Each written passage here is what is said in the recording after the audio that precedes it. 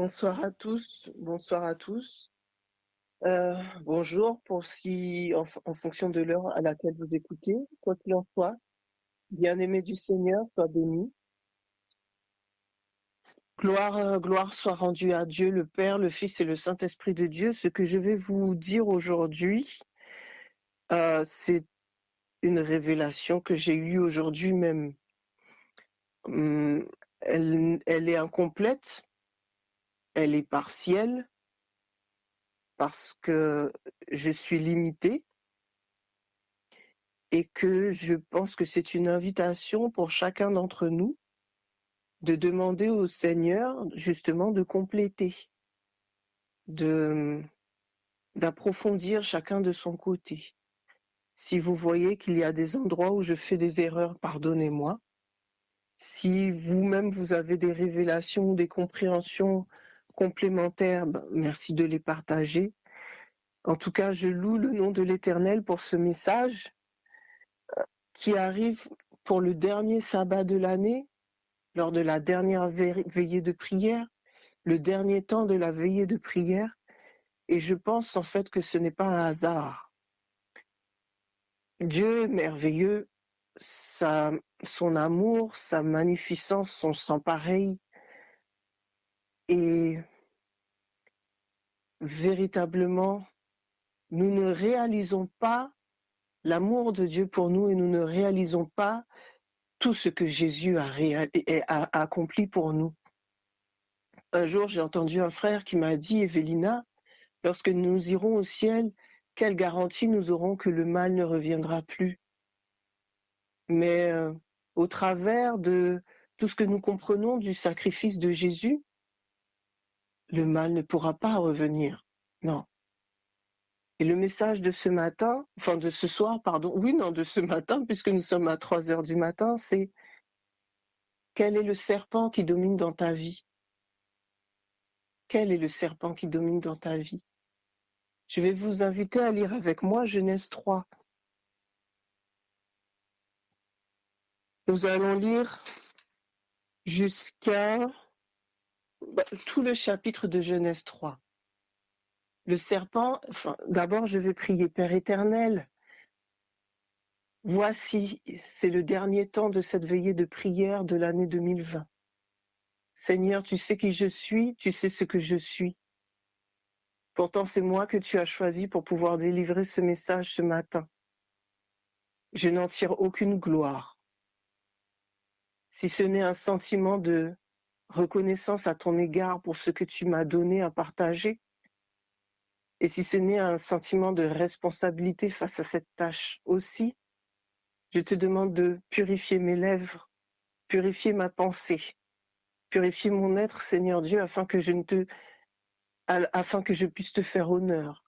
Que ce ne soit pas moi qui sois entendu, mais que ton Saint-Esprit, au travers de ma parole, puisse agir, puisse toucher, puisse parler, puisse convaincre, puisse transformer, puisse renouveler. Qu'au travers de ce message, des âmes puissent être libérées, car c'est ta parole qui libère, et elle ne revient jamais à toi sans effet. Que ton autorité soit manifeste, que ton autorité soit totale sur ce temps. Je t'ai prié au nom de ton Fils Jésus et pour ta gloire. Amen. Je commence la lecture de Genèse 3. Le serpent était le plus rusé de tous les animaux sauvages que l'Éternel Dieu avait fait. Il dit à la femme, Dieu a-t-il vraiment dit, vous ne mangerez aucun des fruits des arbres du jardin? La femme répondit au serpent, nous mangeons du fruit des arbres du jardin. Cependant, en ce qui concerne le fruit de l'arbre qui est au milieu du jardin, Dieu a dit, vous n'en mangerez pas et vous n'y toucherez pas, sinon vous mourrez. Le serpent dit alors à la femme, vous ne mourrez absolument pas. Mais Dieu sait que le jour où vous en mangerez, vos yeux s'ouvriront et vous serez comme Dieu. Vous connaîtrez le bien et le mal. La femme vit que l'arbre était porteur de bons fruits à manger, agréable à regarder et aussi précieux pour ouvrir l'intelligence. Elle prit de son fruit et en mangea. Elle en donna aussi à son mari qui était avec elle, et il en mangea. Leurs yeux à tous deux s'ouvrirent, et ils prirent conscience qu'ils étaient nus. Ils attachèrent des feuilles de figuier ensemble et s'en firent des ceintures. Quand ils entendirent la voix de l'Éternel Dieu en train de parcourir le jardin vers le soir, l'homme et sa femme se cachèrent loin de l'Éternel Dieu au milieu des arbres du jardin. Cependant, l'Éternel Dieu appela l'homme et lui dit, « Où es-tu » Il répondit, « J'ai entendu ta voix dans le jardin et j'ai eu peur parce que j'étais nu. Alors je me suis caché. » L'Éternel Dieu dit, « Qui t'a révélé que tu étais nu? Est-ce que tu as mangé du fruit de l'arbre dont je t'avais interdit de manger ?» L'homme répondit, « C'est la femme que tu as mise à mes côtés qui m'a donné de ce fruit et j'en ai mangé. » L'Éternel dit à la femme, « Pourquoi as-tu fait cela ?» La femme répondit, « Le serpent m'a trompé et j'en ai mangé. » L'Éternel Dieu dit au serpent, « Puisque tu as fait cela, tu seras maudit parmi tout le bétail et tous les animaux sauvages.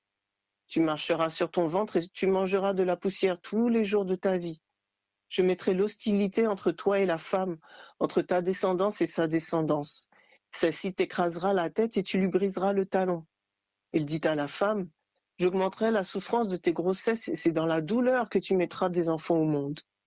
Tes désirs se porteront vers ton mari, mais lui, il dominera sur toi. » Il dit à l'homme, « Puisque tu as écouté la femme et mangé du fruit au sujet duquel je t'avais donné cet ordre, tu n'en mangeras pas. Le sol est maudit à cause de toi. C'est avec peine que tu en tireras ta nourriture tous les jours de ta vie. Il te produira des ronces et des chardons, et tu mangeras de l'herbe des champs. C'est à la sueur de ton visage que tu mangeras du pain, et ce jusqu'à ce que tu retournes à la terre, puisque c'est d'elle que tu as été tiré. Oui, tu es poussière et tu retourneras à la poussière. » Adam appela sa femme Ève, car elle devait être la mère de tous les vivants. L'Éternel Dieu fit des habits en peau pour Adam et pour sa femme, et il leur mit. L'Éternel Dieu dit, « Voilà que l'homme, est devenu comme l'un de nous pour la connaissance du bien et du mal. Maintenant, empêchons-le de tendre la main, de prendre aussi du fruit de l'arbre de la vie, d'en manger et de vivre éternellement. » Ainsi, l'Éternel Dieu le chassa du jardin d'Éden pour qu'il cultive la terre d'où il a été tiré.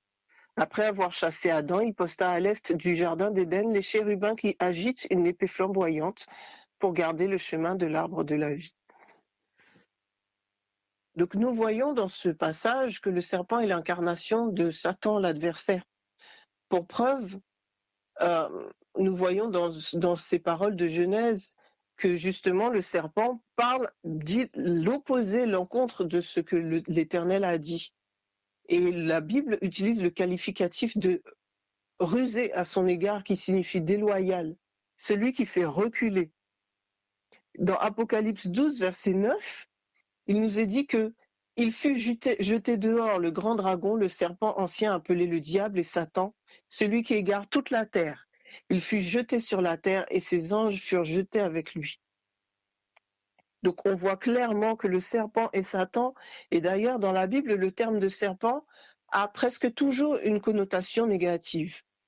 Et quand je dis presque toujours, eh bien nous allons le voir dans Exode 4, versets 1 à 4. Nous allons prendre souvent la Bible aujourd'hui parce que, encore une fois, comme je l'ai dit, et comme le dit la parole, c'est la parole de Dieu qui libère, c'est la parole de Dieu qui est puissante. Et face à l'ennemi, nous devons comprendre et nous devons connaître la parole de Dieu.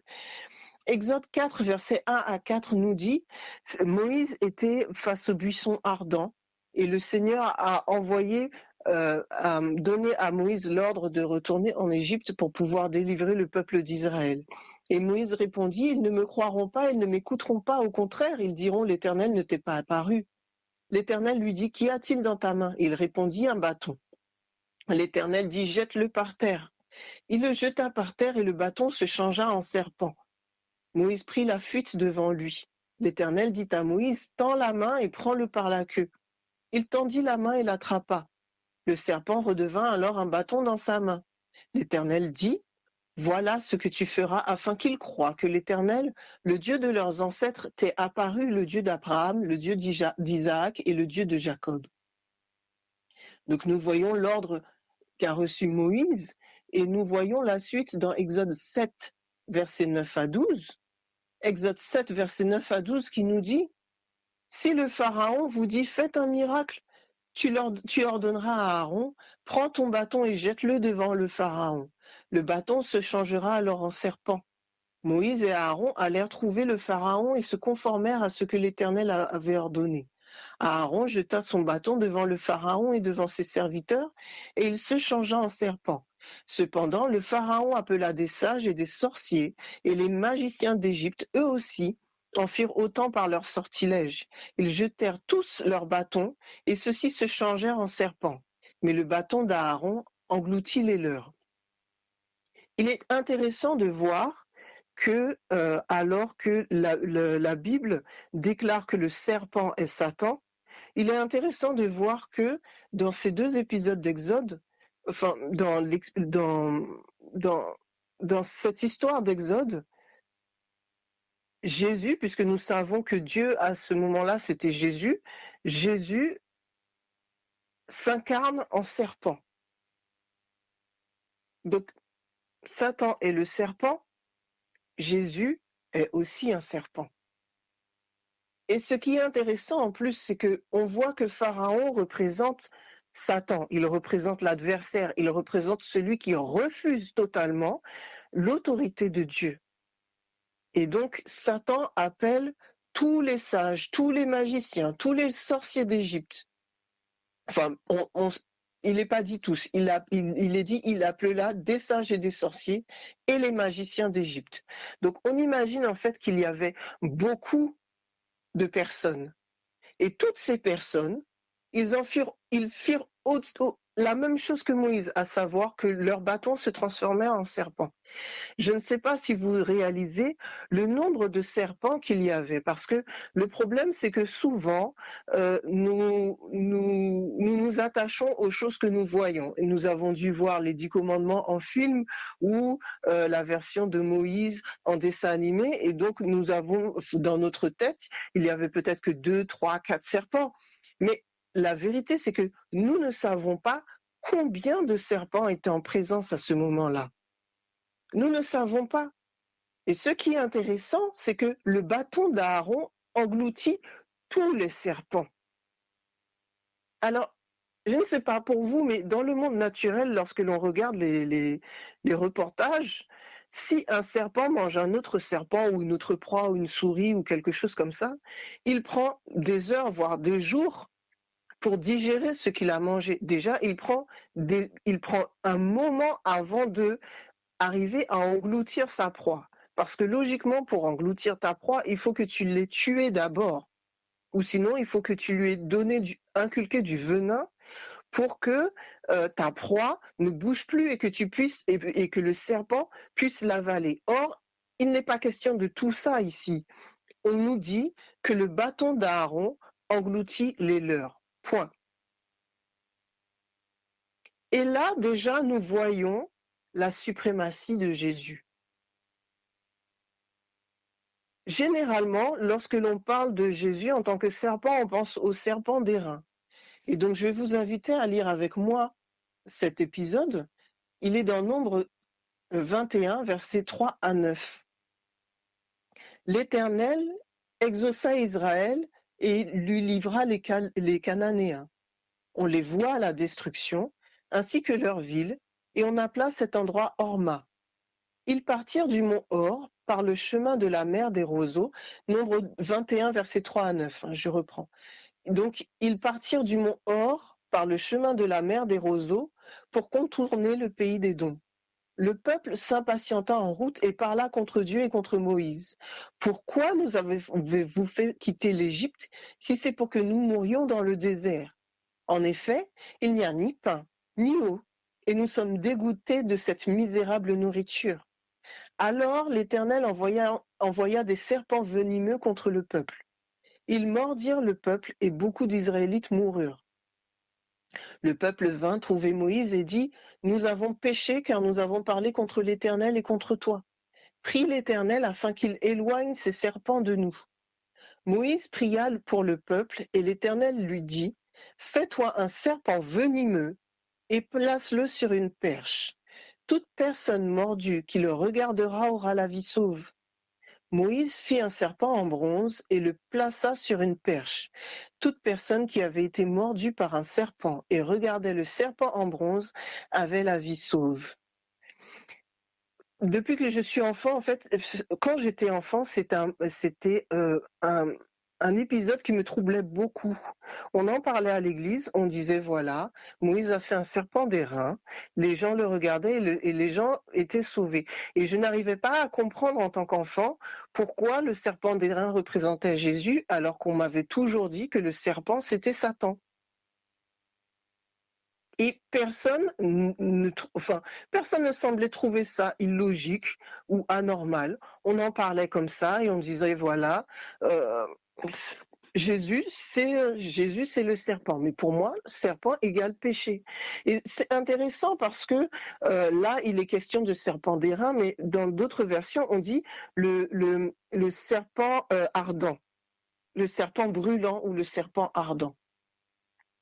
Et donc, ce n'est que très tard, il y a quelques années, que véritablement j'ai compris que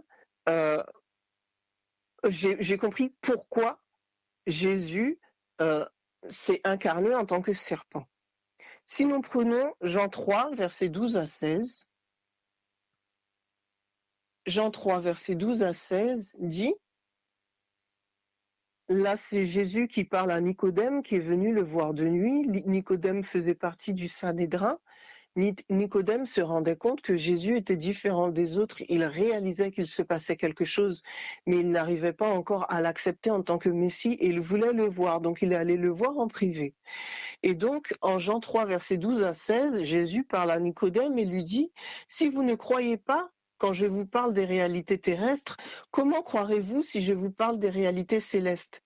Personne n'est monté au ciel, sinon celui qui est descendu du ciel, le Fils de l'homme qui est dans le ciel. Et tout comme Moïse a élevé le serpent dans le ciel, il faut aussi que le Fils de l'homme soit élevé afin que quiconque croit en lui ne périsse pas, mais qu'il ait la vie éternelle. En effet, Dieu a tant aimé le monde qu'il a donné son Fils unique afin que quiconque croit en lui ne périsse pas, mais ait la vie éternelle. » Et donc, ce passage m'interpelle particulièrement le verset 12 qui est dit « Si vous ne croyez pas quand je vous parle des réalités terrestres, comment croirez-vous si je vous parle des réalités célestes ?» Et donc, j'y vois la corrélation entre ce qui se passe dans le monde et ce qui se passe dans le monde spirituel. Et donc là, en fait, il nous est dit qu'il y a véritablement un lien. Et nous voyons en Exode 4 et en Nombre 21 que c'était une préfiguration du sacrifice de Jésus à la croix. Et véritablement, c'est un mystère. Nous ne réalisons pas à quel point c'est un mystère. Parce que pour nous sauver, Jésus n'a pas simplement porté nos péchés, il est devenu péché. Et ça, c'est quelque chose que nous ne comprenons pas ou que nous ne réalisons pas. Ok, il a porté tous les péchés de l'humanité. Mais est-ce qu'il est devenu vraiment péché? Mais il faut croire que oui, dans la mesure où la Bible dit que Satan est le serpent et que Jésus est devenu serpent. Et dans 2 Corinthiens 5, verset 21, donc 2 Corinthiens 5, verset 21, alors là je vais lire dans une autre version qui est la version parole vivante. Il nous est dit, celui qui était innocent de tout péché, Dieu l'a chargé pour nous de tous les péchés du monde. Il est devenu comme une incarnation du péché, pour que dans sa communion, nous puissions être agréés, étant revêtus de la justice de Dieu. Il nous est dit aussi dans Galates 3, verset 13, donc Galates 3, verset 13,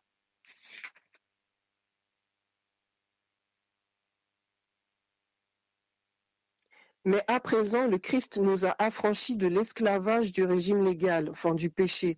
Il a payé cher notre liberté car il a pris sur lui la malédiction divine. En effet, n'est-il pas écrit « Maudit soit quiconque est pendu au gibet ». Donc, il a pris sur lui la malédiction divine. Il l'a pris sur lui, ça veut dire qu'il l'a pris en lui. Jésus sur la croix a dit « Eli, Eli, lama sabachthani ». Il y a un linguiste, enfin je ne sais plus quel est son titre, il s'appelle Marek Alter, il est d'origine juive et il expliquait en fait que la Bible a été écrite, particulièrement les psaumes, sans les signes de ponctuation. Donc c'est une théorie, enfin je partage avec vous une supposition qu'il fait, mais il expliquait que la traduction des psaumes telle que nous la comprenons, n'est en fait qu'une interprétation des personnes qui l'ont traduite. Et pour lui, le passage qui dit « Mon Dieu, pourquoi m'as-tu abandonné ?» si on change de place les ponctuations, devient « Mon Dieu, à quoi m'as-tu abandonné ?» Et ça me parle dans les deux sens. Je comprends en tout cas que c'était terrible. Je comprends que Jésus a bu la coupe de la colère de Dieu, qui est en fait son jugement, qui est en fait les temps de feu. Jésus est passé par la deuxième mort. Jésus est passé par la mort que Satan va connaître. Pourquoi? Parce que Jésus est devenu serpent et que le serpent doit passer par la mort. Et d'ailleurs, dans Matthieu 23 verset 33, Jésus dit aux scribes et aux pharisiens hypocrites, « Serpents, race de vipères, comment échapperez-vous au châtiment de la géhenne ?» Pourquoi? Parce que le châtiment de la géhenne est le châtiment qui est réservé à la race du serpent. Donc je vois à travers cela que Jésus est devenu malédiction. Jésus est devenu péché. Jésus est devenu serpent. Et mystère étonnant, dans Jean 14, verset 30, alors que Jésus, avant que Jésus n'aille mourir à la croix, Jésus dit, le prince de ce monde n'a rien en moi. Il est devenu péché, mais il n'avait pas péché. Et donc, de fait, Satan n'avait pas de prise sur lui. Parce que le fait de dire n'a rien en moi, comme Satan, c'est le péché. Tu mens, c'est du Satan. Tu voles, c'est du Satan.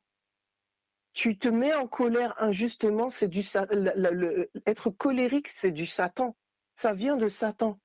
À ce moment-là, Satan a quelque chose en chaque homme. Et depuis le jardin d'Éden, nous voyons que Satan a quelque chose en chaque homme. Et j'en avais déjà parlé lors de la malédiction en Genèse 3. Dieu dit au serpent, tu mangeras de la poussière. Et plus tard, il dit à Adam, tu es poussière et tu retourneras à la poussière. Donc, Satan, le serpent, mange la poussière, ça veut dire Satan mange l'homme. Donc, à partir de ce moment-là, depuis ce moment-là, Satan a toujours eu quelque chose en l'homme. Il a toujours eu de son venin, parce que pour manger l'homme, de toute façon, il faut qu'il le morde. Et ce venin, ce poison, c'est le péché.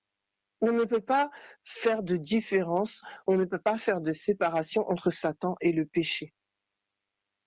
Et donc, voilà, nous voyons que Jésus est devenu serpent. Mais pourquoi Jésus est devenu serpent? Et ce que j'ai compris en fait aujourd'hui, c'est que nous parlons du combat du mal contre le bien. Et ce n'est pas le combat du bien contre le mal. Ce n'est pas le bien qui combat le mal. C'est le mal qui cherche à détruire le bien. Et il faut que nous réalisions cela parce que sinon, nous mettons le mal et le bien au même niveau. Or, ce n'est pas vrai. Le bien aura toujours une suprématie sur le mal. Et c'est la raison pour laquelle Jésus a pu devenir péché sans être pécheur. Jésus a pu devenir serpent sans être Satan. Et c'est une bonne nouvelle, les amis, pour que le combat soit équitable, pour que Satan ne puisse rien dire, pour que Satan ne puisse pas dire que oui, non, mais c'est pas loyal, etc. et tout. Jésus a pris la nature de Satan pour combattre son ennemi. Je ne sais pas si vous êtes en train de réaliser ce que je suis en train de dire. Je trouve ça hallucinant. C'est énorme, c'est énorme. Par là même, il montre la suprématie de l'amour agapé sur toute situation, sur tout mal, sur toute chose.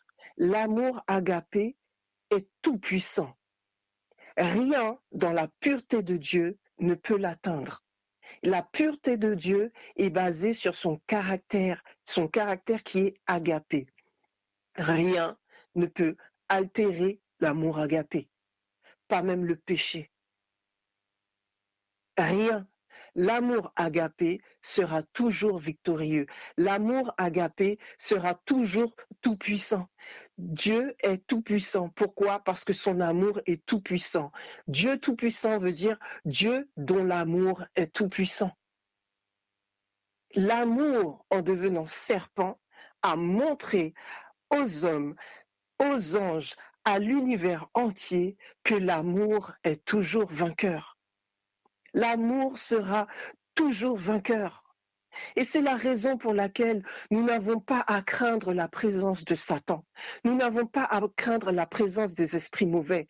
Nous n'avons pas à craindre la présence de sorciers. Nous n'avons pas à craindre la présence de malédiction. Nous n'avons pas à craindre la présence de mauvais sorts. Nous n'avons pas à craindre la présence de liens, d'héritage, de ci, de ça. Nous n'avons rien à craindre. Ça ne veut pas dire que ça ne nous affecte pas, mais nous n'avons rien à craindre, car l'amour de Dieu est tout puissant. Il n'y a pas sa force d'un côté et son amour de l'autre. C'est l'amour agapé de Dieu qui est tout puissant. L'amour agapé de Dieu est prêt à aller au combat. C'est pas un amour qui est passif. Ce n'est pas un amour qui subit. Nous ne comprenons pas ça parce que l'amour est un principe. L'amour est une puissance. L'amour est une force. Nous, souvent, nous voyons que l'amour rend faible. Mais non, l'amour agapé rend fort. L'amour agapé est celui qui se donne. Il se donne, on ne lui prend pas. On ne peut pas le voler, on ne peut rien lui prendre. C'est lui qui décide souverainement de se donner. Si l'amour agapé dit non, c'est non. Si l'amour agapé dit oui, c'est oui. La parole de Dieu est la manifestation de l'amour agapé. Et l'amour agapé est tout puissant. Nous voyons en Job 1er que Dieu n'était pas dérangé par la présence de Satan, puisqu'il a dit tranquillement à Satan, as-tu vu mon serviteur Job? Pourquoi l'amour agapé n'est pas altéré par la présence du mal? L'amour agapé n'est altéré par rien du tout. L'amour agapé ne peut que grandir, il ne peut que se multiplier, il ne peut que grossir, il ne peut que... Je ne peux même pas expliquer, c'est un mystère, c'est un mystère. Je ne sais pas si comme moi, ça vous exalte, je ne comprends même pas ce que je suis en train de dire. Je comprends que l'éternité ne suffira pas à comprendre ça. Et donc, Jésus, devenant le serpent d'airain, c'est-à-dire il est devenu le péché sans avoir péché. Il est devenu celui qui a eu la victoire totale sur le péché. Il est devenu celui qui a subi la coupe de la colère de Dieu, c'est-à-dire la justice divine, et qui en est sorti. Et qui aujourd'hui, parce qu'il a connu cela, justement, a les clés de la mort et du séjour des morts. C'est notre Dieu, c'est notre Jésus. C'est le roi des rois, le seigneur des seigneurs. C'est ton meilleur ami, c'est ton père, c'est ta mère, c'est ton frère, c'est tout. Jésus est la solution. Jésus est la réponse. Jésus est tout. Jésus est la vie. Jésus est tout. Il n'y a pas d'être qui pouvait faire ce qu'il a fait. Ça ne pouvait même pas être considéré par aucune autre créature. Jésus a fait ce qui était impossible à faire. Mais comme son amour est tout puissant, son amour peut rendre possible ce qui est totalement impossible. Et alors, déjà, toute cette partie-là est forte, mais comprenons quelque chose, c'est que Dieu est sans rival, est sans égal. La suprématie de Dieu se manifeste parce que Jésus est devenu serpent. Pour sauver l'homme, Dieu est devenu homme. Il est le second Adam. Pour vaincre Satan, Dieu est devenu serpent. Est-ce que nous réalisons ce que je suis en train de dire? Pour sauver l'homme, Dieu est devenu homme. Pour vaincre le serpent, Jésus est devenu serpent. Au travers de cela, il a dépouillé l'ennemi. Dépouillé. Je vous invite à prendre avec moi Colossiens 2, versets 13 à 15.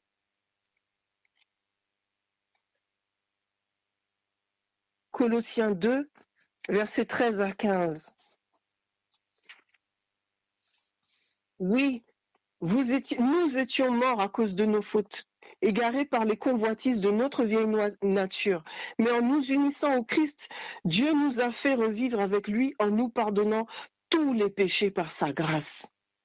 Il a effacé l'acte aux 1000 articles qui nous accusaient, car il mentionnait tous nos manquements à la loi de Dieu.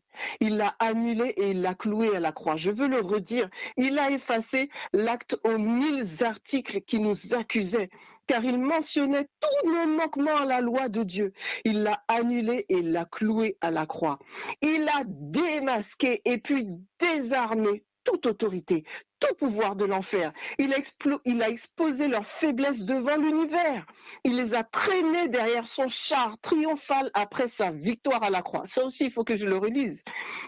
Il a démasqué et puis désarmé toute autorité, tout pouvoir de l'enfer. Il a exposé leur faiblesse devant l'univers. Il les a traînés derrière son char triomphal après sa victoire à la croix. N'est-ce pas merveilleux? J'ai lu dans la version Parole vivante. N'est-ce pas merveilleux, les amis? Mais c'est magnifique. Et pourquoi il a dépouillé? Dans d'autres versions, il est dit pourquoi il a dépouillé. Pourquoi il a dépouillé? Il aurait pu juste désarmer. Pourquoi il a dépouillé? Pour venger la nudité de l'homme et de la femme en Éden, mes amis. Quand Dieu dit à moi la vengeance, à moi la rétribution, coup pour coup, chaque chose que l'humanité a vécue, chaque défaite, chaque attaque, chaque chose, Jésus rendra coup pour coup. Jésus a rendu, Jésus rend et Jésus rendra coup pour coup. Frères, sœurs, si quelqu'un te fait du mal, ne te venge pas au nom de Jésus. Laisse-le s'en charger pour toi. Demande la guérison, demande la restauration. Mais ne cherche pas à te venger parce que si tu cherches à faire justice, tu n'es plus sous la justice de Christ. Tu prendras toi aussi coup pour coup. Car l'amour agapé est juste, l'amour agapé est puissance, l'amour agapé rend les coups, mes amis. Et ça, c'est une bonne nouvelle. Parce que si quelqu'un, en tant que mère, si quelqu'un attaque mes enfants, je rendrai coup pour coup. Avec grâce, bien entendu, mais si je vois que la personne ne veut pas bouger, je ferai en sorte de mettre à l'abri mes enfants. Je ferai en sorte de les venger, pas pour faire du tort à la personne qui leur a fait du mal, mais pour faire justice. Et là, mes amis, comprenez, Jésus rend coup pour coup. Il a dépouillé l'ennemi parce que l'ennemi a dépouillé Adam et Ève qui se sont retrouvés tout nus, ils ont perdu la gloire, ils ont dû se cacher avec des feuilles de figuier. Coup pour coup, Jésus dépouille. Amen. Je ne sais pas pour vous, mais amen, alléluia, amen, amen, amen, amen. Genèse 50, verset 20 dit, vous avez médité de me faire du mal. Dieu l'a changé en bien pour accomplir ce qui arrive aujourd'hui, pour sauver la vie à un peuple nombreux. Genèse 50, verset 20, c'est Joseph, une figure du Christ, qui a dit ça à ses frères qui avaient cherché, qui l'ont vendu, qui l'ont dépouillé, qui l'ont fait passer pour mort, qui lui en voulaient. Et il dit, vous aviez médité de me faire du mal. Dieu l'a changé en bien pour accomplir ce qui arrive aujourd'hui, pour sauver la vie à un peuple nombreux. C'est exactement ce qui s'est passé. Satan avait médité de nous faire du mal, mais Dieu l'a changé en bien pour accomplir ce qui arrive aujourd'hui, ce qui est arrivé à la croix, ce qui va arriver à son retour, pour sauver la vie à un peuple nombreux. Comprenons, mes amis, comprenons. Le plan de la rédemption est une réécriture totale de l'histoire, non seulement de l'humanité, mais de l'univers entier. Je reprends cette phrase. Le plan de la rédemption est une réécriture totale de l'histoire, non seulement de l'humanité, mais de l'univers entier. Quelques exemples. Quand je dis coup pour coup, le serpent a été précipité sur terre avec ses anges qui ont été jetés. Jésus s'est incarné du ciel pour descendre sur la terre. Serpent précipité, Jésus descend du ciel sur la terre. Pourquoi? Il est devenu serpent. Mais il est aussi Dieu, il est le Tout-Puissant. Donc là où le serpent était précipité sur terre, lui ne remonte pas. Jésus remonte.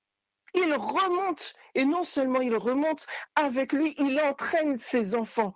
Là où Satan a entraîné avec lui ses anges mauvais, Jésus entraîne avec lui les enfants de Dieu vers le ciel. Amen, alléluia. Il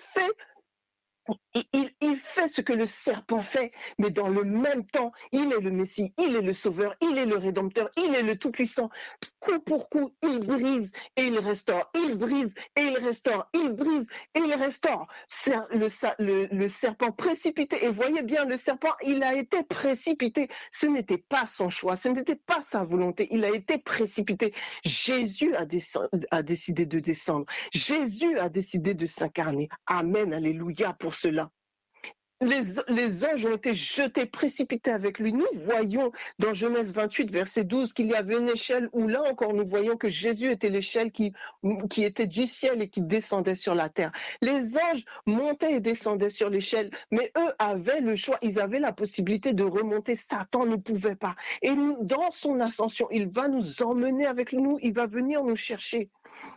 Satan avait la royauté sur terre par rapport à Adam. Jésus est venu chercher la royauté sur terre et il l'a déjà au ciel et il va nous donner avec lui sa royauté. Satan était le serpent, Jésus est devenu serpent. Satan a offert un fruit en Genèse 3, Jésus offre le fruit de l'esprit dans Galates 5, versets 22 à 23. Satan doit boire la coupe de la colère de Dieu, Jésus a bu la coupe de la colère de Dieu. Satan est le lion rugissant cherchant qu'il pourra dévorer. Jésus est devenu lion de Juda pour pouvoir le défaire. Satan et Jésus sont tous les deux boucs dans Lévitique 16. Un est jeté dans le désert et l'autre est sacrifié. Coup pour coup, coup pour coup, coup pour coup, chaque attaque, chaque personnification, chaque chose que Satan fait, coup pour coup, Jésus vient pour briser, restaurer, briser, restaurer, briser, restaurer. En Jésus est rejoué la scène du jardin d'Éden. Adam et Ève étaient séparés devant le serpent. On voit que c'est Ève qui a parlé seule au serpent. Qu'est-ce que fait Jésus? Il devient le nouvel Adam. Et le nouvel Adam et l'épouse sont unis. Non seulement elle sort de sa côte à la croix, l'épouse sort de sa côte, mais maintenant il est la tête et elle est le corps. Les deux ne font qu'une seule chair, ils ne sont plus séparés. Personne ne peut les séparer. Personne n'a le droit de parler à l'épouse sans que l'épouse soit là. Si quelque chose se passe dans ta vie et que Satan vient, c'est que quelque chose ne va pas. Mets-toi en règle parce que si tu es épouse, Satan ne peut plus passer par toi directement. Satan a parlé à la tête de Ève, sa réflexion, etc. Là, la tête, c'est Jésus. Alléluia. Si Jésus est là, la séduction n'est pas possible. Alléluia. Si Jésus est là, la séduction n'est pas possible. Là où Satan était dans le jardin d'Éden, dans l'arbre de la connaissance du bien et du mal pour mentir, Jésus devient le serpent d'airain, celui qui dit la vérité là où il y a eu mensonge. Il brise et il restaure. Il est l'arbre de la vie et par un mystère que nous ne comprenons pas, il devient aussi l'arbre de la connaissance du bien et du mal. Puisque c'est lui l'arbre de la vie et qu'en même temps, il est le Messie, il est loin, il est celui qui n'a pas péché mais qui est devenu le serpent. Donc là, si tu vas à l'arbre de la connaissance du bien et du mal, qu'est-ce que va te donner Jésus? Il va te donner le fruit de l'esprit. Pourquoi? Parce que tu vas connaître la soumission. Là où le serpent ancien a apporté la désobéissance, Jésus brise et restaure et il t'apporte la soumission. Il t'apporte l'obéissance. Il est le vêtement récupéré. Il est la gloire rendue. C'est lui qui a déchiré le voile. La porte d'entrée qui nous était fermée par les deux chérubins au jardin d'Éden nous est à nouveau ouverte, les amis. Le jardin d'Éden était bloqué. Les épées flamboyantes des chérubins bloquaient le passage. Jésus a ouvert la porte car Jésus lui-même est la porte. Gloire soit rendue à ton saint nom, au Père éternel, pour tout ce que tu as fait pour nous. Gloire soit rendue à ton saint nom, Jésus, Jésus, Jésus, Jésus. Aucun nom n'est comme toi. Nul n'est comme toi sur la terre, au ciel, sous la mer, sous la terre. Nul n'est comme toi, ô Jésus. Merci, merci pour ton sacrifice. Merci pour ta vie. Merci, Saint-Esprit, de nous donner la compréhension de ces choses. En Genèse 3, verset 14, il est dit, au serpent, tu mangeras de la poussière tous les jours de ta vie. En Ésaïe 65, verset 25, il est dit que le serpent aura la poussière pour nourriture au ciel. Et je me disais, mais pourquoi le Seigneur, c'était une malédiction. Le Seigneur a dit en Genèse que le serpent mangera de la poussière tous les jours de sa vie. Et dans Ésaïe 65, verset 25, qui nous parle de la restauration, il est dit que le serpent aura la poussière pour nourriture. Mais les amis, le serpent ne mangera plus l'homme, parce que l'homme n'est plus poussière. L'homme en Jésus est une nouvelle créature. Apocalypse 21, verset 5 nous dit, voici, je fais toutes choses nouvelles. Et 1 Corinthiens 15, verset 42 à 49, nous parle du corps des ressuscités. Nous allons prendre 1 Corinthiens 15, versets 42 à 49. Je vous avoue, je n'ai pas regardé l'heure, je ne sais pas si je suis en retard en avance, mais ce que j'ai à dire, je vais le dire, j'ai presque fini, mais ça c'est trop merveilleux pour le garder pour moi.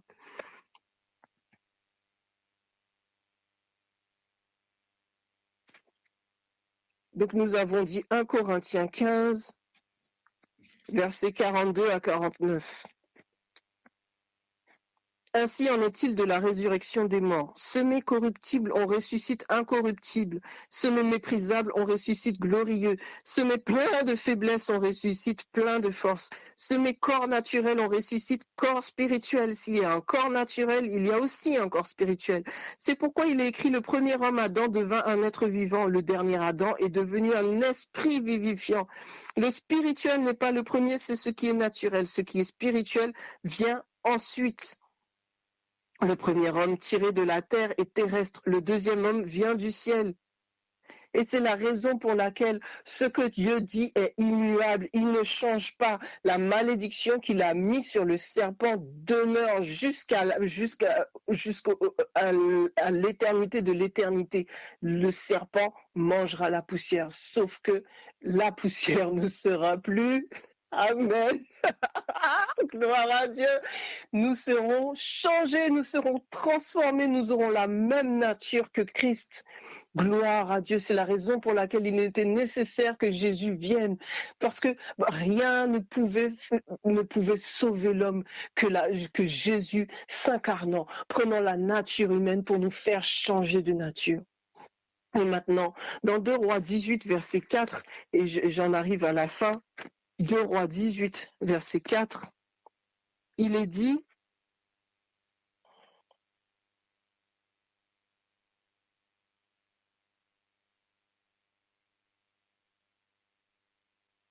il nous est parlé d'Ézéchias, en fait, qui fit disparaître les hauts lieux, brisa les stèles, coupa le poteau d'Achéra et mit en pièces le serpent de bronze que Moïse avait fait. Car les Israélites avaient jusqu'alors brûlé des parfums devant lui. On l'appelait Nehushtan. Nehushtan, ça veut dire un morceau d'airain. Chaque fois que tu adores Dieu, mais que tu ne le fais pas en esprit et en vérité, que tu ne le fais pas en ayant conscience de ce qu'il a fait pour toi, tu rends vil son sacrifice, tu dévalorises ce qu'il a fait. Et ce serpent d'airain, ce Jésus qui doit régner dans ta vie, devient un Nehushtan, un simple morceau d'airain. C'est l'adorer sans réaliser la plénitude de ce qu'il est et ce qu'il a fait. Car le serpent d'airain représente l'amour agapé, pas juste un moyen de guérir d'une malédiction, pas juste le moyen d'aller au ciel, pas juste le moyen d'aller mieux. Chercher Jésus pour des mauvaises raisons, c'est transformer le serpent d'airain en simple morceau d'airain.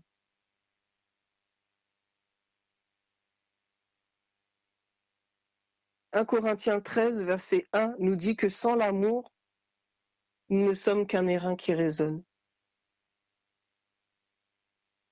Sans l'agapé, Jésus, qui est censé être le serpent d'airain, ne devient qu'un morceau d'airain dans ta vie, quelque chose d'inutile.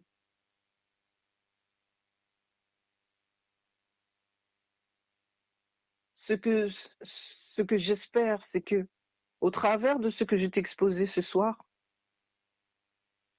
tu comprennes qui est Dieu, tu comprennes ce qu'il a fait pour toi, que tu sois émerveillé, et qu'il devienne non pas juste un simple Neushtan, non pas juste un simple morceau d'airain, mais qu'il devienne le serpent d'airain, le serpent qui doit avoir le contrôle de ta vie. Pas le serpent ancien, mais le serpent qui est Dieu, qui est ton ami, qui est tout pour toi. Au travers de cela, je vous ai montré que Dieu rendait coup pour coup, que Dieu réécrivait l'histoire. Et c'est la raison pour laquelle Jésus dit de lui-même qu'il est l'alpha et l'oméga, le premier et le dernier, le commencement et la fin. Il est celui qui est, il est celui qui vient. Je suis, a-t-il dit à Moïse. Alors que nous allons entamer l'année 2021, bien des défis seront devant nous et nous avons besoin de comprendre qui est ce Jésus que nous servons pour réaliser que tout est entre ses mains. Tout est entre ses mains. Tu n'as rien à craindre. Tu n'as rien à craindre car il a tout vécu, tout vaincu. Et il l'a fait pour toi. Et au travers de son amour agapé, si tu le reçois, tu vas tout vivre peut-être de bien, des choses bonnes comme mauvaises, mais surtout tu vas tout vaincre. Et qu'il y aura de la consolation dans ta tristesse, de la consolation dans ta faiblesse. Car si tu as Jésus, celui qui a le Fils a la vie. Celui qui a le Fils a tout. Aujourd'hui, quel est le serpent qui contrôle ta vie? Si ce n'est pas le bon serpent, tu as encore le temps. C'est le moment de dire Seigneur Dieu, jusqu'à présent, je n'avais pas compris. Aujourd'hui, je veux lever les yeux vers le serpent d'airain. Je veux lever les yeux vers la croix et je veux te recevoir.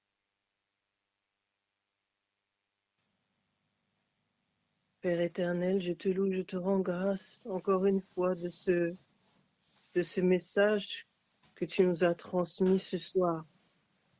Je te loue et je te rends grâce, Seigneur Dieu, de ce que tu m'as demandé de parler, parce que si tu ne me l'avais pas demandé, je n'aurais peut-être pas découvert cela. Seigneur, je t'ai entendu parler par ma voix ce soir parce que j'ai dit des choses que je n'avais même pas notées. Tu es présent depuis le début de cette veillée de prière et tu l'es encore. Nous ne savons pas prier, nous ne savons pas quoi dire. Toutes les œuvres de nos mains ne sont que des œuvres vaines devant toi. Mais en cet instant précis, Saint-Esprit, nous faisons appel à toi, afin que tu nous soutiennes par la prière et que tu puisses nous dire ce que nous devons dire, que tu puisses toucher nos pensées afin que nous puissions être en accord avec toi. Qu'en cet instant précis, ce n'est pas ma prière qui va faire quelque chose, mais qu'en cet instant précis, tu puisses tous nous unir ensemble, tous ceux qui sont sur cette ligne de prière, afin que, unis ensemble, nos voix, nos cœurs, nos esprits puissent s'élever vers toi et être agréés par toi. Seigneur, tu vois le cas qui t'a été cité à l'instant.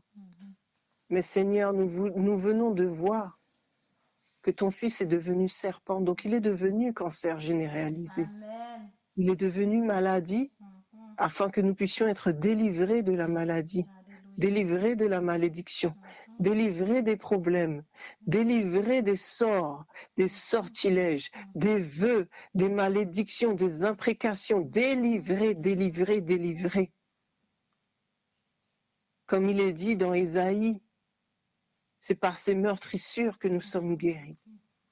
Aussi, Seigneur Dieu, toi qui sais toutes choses, qui connais toutes choses, Nous te demandons d'aller visiter ton enfant, Mhm. non seulement pour la guérison de sa maladie, mais pour sa guérison spirituelle également. Amen, amen. Nous ne connaissons pas cette personne.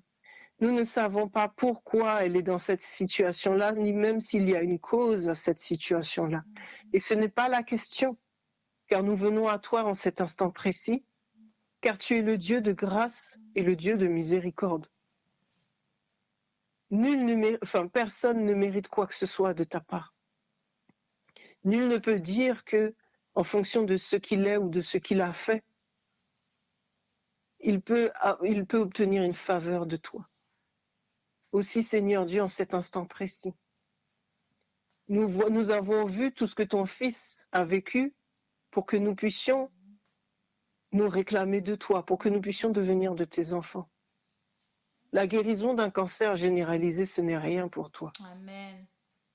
Seigneur, Mhm. en cet instant précis, nous te demandons grâce et miséricorde, non seulement pour elle, mais pour tous ceux qui écoutent sur cette ligne de prière et qui sont malades. Mhm. Seigneur, visite ton peuple aujourd'hui. Amen, amen. Visite-le. Mhm. Depuis le début de la veillée de prière, nous vivons des délivrances, Seigneur. Alléluia. Est-ce la fin déjà? N'as-tu pas plus encore pour nous? Mhm. Car ta bonté n'a pas de fin. Alléluia.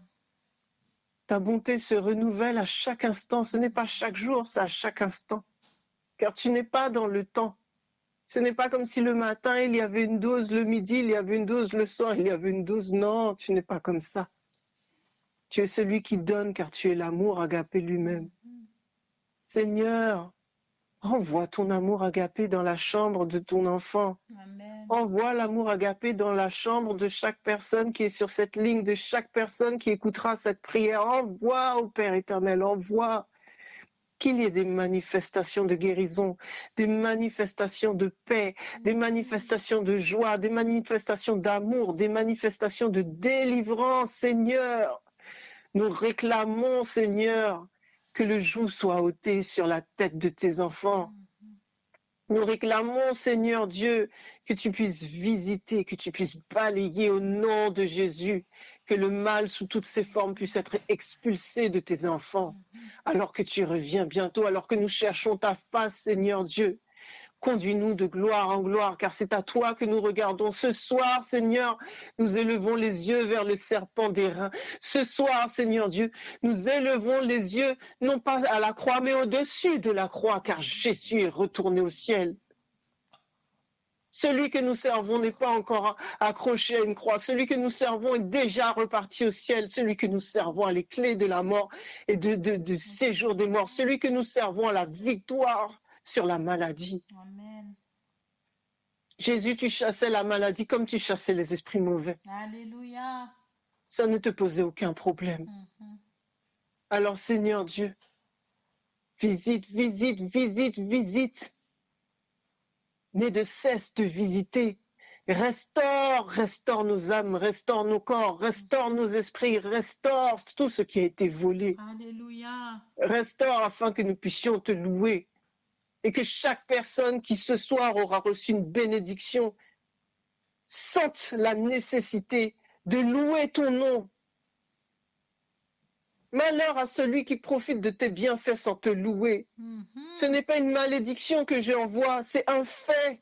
Mhm. Que ton peuple puisse prendre conscience qu'on ne peut pas rester là à recevoir grâce sur grâce, grâce sur grâce, grâce sur grâce et ne rien dire. Alléluia.